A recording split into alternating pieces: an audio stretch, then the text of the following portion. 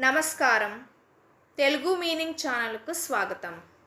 ఈ video lesson 1 are 2లో మనం డైలీ లైఫ్లో ఉపయోగించే 20 ముఖ్యమైన ఇంగ్లీష్ పదాలను, వాటి అర్థాలు మరియు ఉదాహరణలతో నేర్చుకుందాం. ఈ ఇంగ్లీష్ను సులభంగా నేర్చుకోవడానికి ఈ క్లాస్ను చివరి వరకు చూడండి. Let's start. టనల్. టనల్ని తెలుగులో సొరంగం అని అంటాం. The train entered the tunnel. The train entered the tunnel. రైలు సొరంగంలోకి వెళ్ళింది. The tunnel is very long. The tunnel is very long. సొరంగం చాలా పొడవుగా ఉంది. వర్షిప్. వర్షిప్ని తెలుగులో పూజ లేదా ఆరాధన అని అంటాం. They worship every morning. They worship every morning. వారు ప్రతి ఉదయం పూజ చేస్తారు. People worship God with devotion. People worship God with devotion. ప్రజలు భక్తితో దేవుణ్ణి ఆరాధిస్తారు. సుపీరియర్. సుపీరియర్ని తెలుగులో ఉన్నతమైన లేదా మెరుగైన అని అంటాం. Her work quality is superior. Her work quality is superior. ఆమె పని నాణ్యత ఉన్నతంగా ఉంది. This product is superior to others. This product is superior to others. ఈ ఉత్పత్తి ఇతర వాటి కంటే మెరుగైంది. వర్స్. వర్స్ని తెలుగులో పద్యం లేదా శ్లోకం అని అంటాం. I like this verse from the poem. I like this verse from the poem. ఈ కవితలో ఈ పద్యం నాకు నచ్చింది. She wrote a beautiful verse. She wrote a beautiful verse. ఆమె ఒక అందమైన కవిత పాదం రాసింది. Appreciate.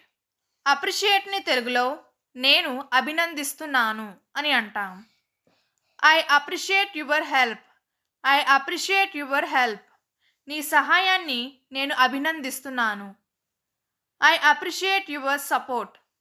I appreciate your support. నీ మద్దతుకు నేను అభినందిస్తున్నాను.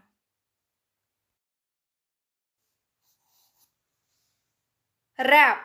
ర్యాప్ని తెలుగులో చుట్టు, చుట్టబెట్టు లేదా మూత అని అంటాం. Please wrap the gift nicely. Please wrap the gift nicely. దయచేసి బహుమతిని చక్కగా చుట్టండి. Wrap the blanket around you. Wrap the blanket around you. మీ చుట్టూ దుప్పటి కప్పుకోండి. On the behalf of. On the behalf ఆఫ్ని తెలుగులో వారి తరఫున అని అంటాం. I spoke on the behalf of my team. I spoke on the behalf of my team. నా టీం తరఫున నేను మాట్లాడాను. He accepted the award on the behalf of his father. He accepted the award on the behalf of his father. తన తండ్రి తరఫున అతను award స్వీకరించాడు. I apologise. I అపాలజైజ్ని తెలుగులో క్షమించండి లేదా నన్ను క్షమించండి అని అంటాం. I apologise for my mistake. I apologise for my mistake. నా తప్పుకు క్షమించండి. I sincerely apologise. I sincerely apologise. నేను నిజాయితీతో క్షమాపణ కోరుతున్నాను. This person is unavailable. This person is అన్అవైలబుల్ని తెలుగులో ఈ వ్యక్తి అందుబాటులో లేడు అని అంటాం. This person is unavailable right now. This person is unavailable right now. ఈ వ్యక్తి ప్రస్తుతం అందుబాటులో లేరు. Sorry. This person is unavailable to talk. Sorry. This person is unavailable to talk. క్షమించండి, మాట్లాడడానికి ఈ వ్యక్తి అందుబాటులో లేరు. స్టీర్. స్టీర్ని తెలుగులో నడిపించడం లేదా దారి చూపడం అని అంటాం. Please stir the car slowly. Please stir the car slowly. Car నెమ్మదిగా నడిపించు. He steered the team in the right direction. He steered the team in the right direction. అతను టీంను సరైన దిశలో నడిపించాడు. స్టమక్. స్టమక్ని తెలుగులో కడుపు లేదా పొట్ట అని అంటాం. My stomach is hurting. My stomach is hurting. నా కడుపు నొప్పిగా ఉంది. He has an empty stomach. He has an empty stomach. అతని కడుపు ఖాళీగా ఉంది. Straight forward. స్ట్రైట్ ఫార్వర్డ్ని తెలుగులో సూటిగా లేదా స్పష్టంగా అని అంటాం. He gave a straight forward answer. He gave a straight forward answer. అతను సూటిగా సమాధానం ఇచ్చాడు. She is a straightforward person. She is a straightforward person. ఆమె సూటిగా మాట్లాడే వ్యక్తి. స్టోరేజ్. స్టోరేజ్ని తెలుగులో నిల్వ లేదా నిల్వ స్థలం అని అంటాం. We need more storage space. We need more storage space. మనకి ఇంకా ఎక్కువ నిల్వ స్థలం కావాలి. Storage is full. Storage is full. నిల్వ పూర్తయింది. స్టీప్. స్టీప్ని తెలుగులో నిటారుగా ఉన్న, అధికమైన లేదా ఎత్తైన అని అంటాం. The hill is very steep. The hill is very steep. ఆ కొండ చాలా నిటారుగా ఉంది. Walk carefully on the steep road. Walk carefully on the steep road. నిటారుగా ఉన్న రోడ్డుపై జాగ్రత్తగా నడువు. ఇన్స్పైట్. ఇన్స్పైట్ని తెలుగులో ఉన్నప్పటికీ లేదా అయినప్పటికీ అని అంటాం. In spite of rain he went to work. In spite of rain he went to work. వర్షం ఉన్నప్పటికీ అతను పనికి వెళ్ళాడు. In spite of pain she continued. In spite of pain she continued. నొప్పి ఉన్నప్పటికీ ఆమె కొనసాగించింది.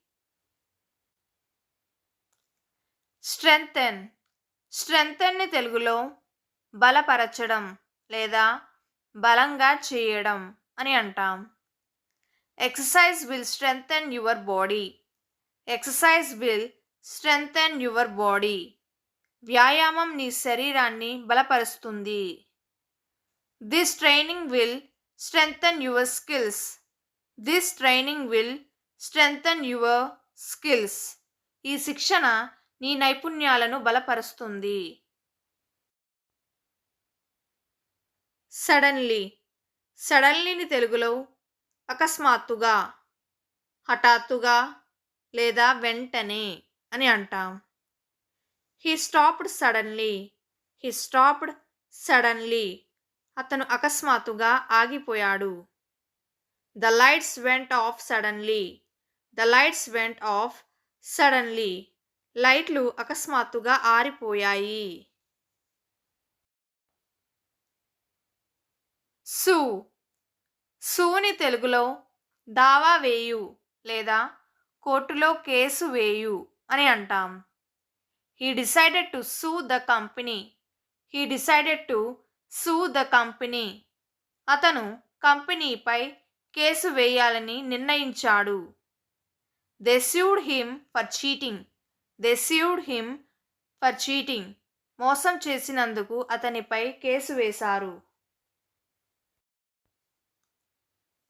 స్ట్రిక్ట్లీ. స్ట్రిక్ట్లీని తెలుగులో కఠినంగా లేదా ఖచ్చితంగా అని అంటాం. Smoking is strictly prohibited.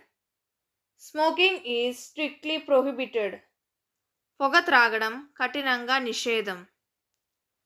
Follow the rules strictly. Follow the rules strictly.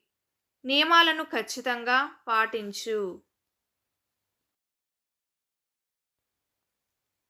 Strawberry. స్ట్రాబెర్రీని తెలుగులో స్ట్రాబెర్రీ అని అంటాం. I like strawberry ice cream. I like strawberry ice cream. నాకు స్ట్రాబెర్రీ ఐస్ క్రీమ్ ఇష్టం. She bought fresh strawberries. She bought fresh strawberries. ఆమె తాజా స్ట్రాబెర్రీలు కొనుగోలు చేసింది.